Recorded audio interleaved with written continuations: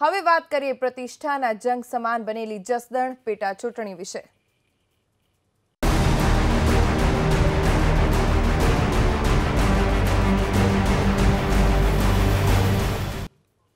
જસદણ વિધાનસભાની પેટા ચૂંટણી માટે ભાજપના ઉમેદવાર અને કેબિનેટ મંત્રી કુંવરજી બાવળિયા આજે ઉમેદવારી પત્ર ભરશે।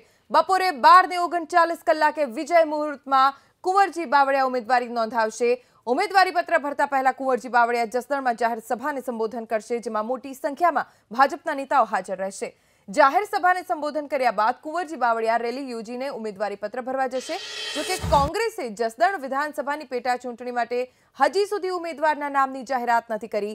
જસદણ વિધાનસભાની પેટા ચૂંટણી માટે ઉમેદવારી પત્ર ભરવા માટે 3 ડિસેમ્બર છેલ્લી તારીખ છે। 4 ડિસેમ્બર સુધી ઉમેદવારી પત્રોની ચકાસણી થશે અને 6 ડિસેમ્બર સુધી ઉમેદવારી પત્ર પરત ખેંચી શકાશે। જસદણ વિધાનસભાની પેટા ચૂંટણી માટે 20 ડિસેમ્બરના રોજ મતદાન થશે અને 23 ડિસેમ્બરે મતગણતરી યોજાશે। તો જસદણથી અમારા સંવાદદાતા દીક્ષિત ઠકરાર જોડાઈ ગયા છે, વધુ જાણકારી તેમની પાસેથી મેળવીશું।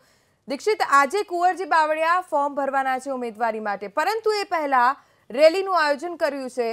કેવી તૈયારી આ રેલીના સ્વરૂપે શક્તિ પ્રદર્શનની?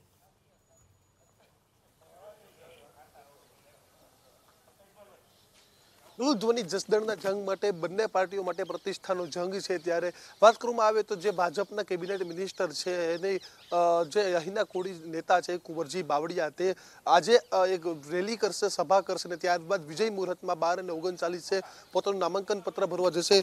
જે પહેલાના દ્રશ્યો વાત કરવામાં આવે તો જસદણમાં જ આ સ્થળ પર કુંવરજી બાવળિયા છે તે પોતાની સભા સંબોધન કરશે, પોતાના કાર્યકર્તાઓ સાથે મળશે અને ત્યારબાદ તે આજે પોતાનું શક્તિ પ્રદર્શન કરશે, જેમાં ભાજપના નેતાઓ છે તે પણ મોટી સંખ્યામાં ઉપસ્થિત રહેનાર છે। એટલે તમામ જે લોકો છે તે પણ હાજર રહેશે। કહી શકાય કે એક મોટી સંખ્યામાં શક્તિ પ્રદર્શન કરવાનો કાર્યક્રમ છે તે અહીં યોજાશે।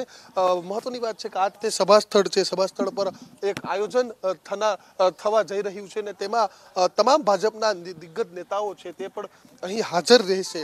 જે ભરત બોગરા છે તે પૂર્વ ધારાસભ્ય હતા અને કુંવરજી બાવળિયાના સાથીદાર છે। ભરતભાઈ, કેવા પ્રકારનું આયોજન રહેશે આજે?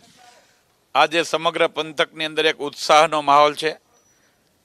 આ વિસ્તારને 60 વર્ષ પછી પ્રથમ વખત કેબિનેટ મિનિસ્ટર મળ્યા છે, તો આ ચૂંટણી કેબિનેટ મંત્રીને મત આપવા માટેની ચૂંટણી હોય એવો જસદણના માટે અવસર આવ્યો છે। ત્યારે આજે ગામે ગામથી એક વિસ્તારમાંથી લોકો ઉમટી પડશે અને અહીંયા પુરુષોત્તમભાઈ રૂપાલા સાહેબ, માનનીય કેન્દ્રીય મંત્રી અને મનસુખભાઈ માંડવિયા સાહેબ માર્ગદર્શન આપવાના છે। પછી અહીંથી રેલી સ્વરૂપે અમે મેઇન બજારમાં અલગ અલગ સમાજના લોકો, અલગ અલગ એસોસિએશનો કુંવરજીભાઈને આશીર્વાદ આપતા આપતા જશે ચાલીને અને પ્રાંત ઓફિસે આજે અમારું ફોર્મ ભારતીય જનતા પાર્ટીના ઉમેદવાર કુંવરજીભાઈનું જમા કરવાના છીએ।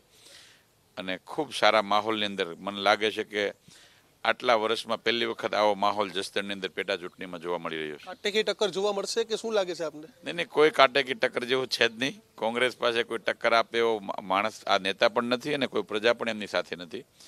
જે 10-15 લોકો ટિકિટો માગે છે, એકદમ તાલુકા પંચાયત, જિલ્લા પંચાયતમાં પણ ન લડી શકે એ લેવલના આગેવાનો છે।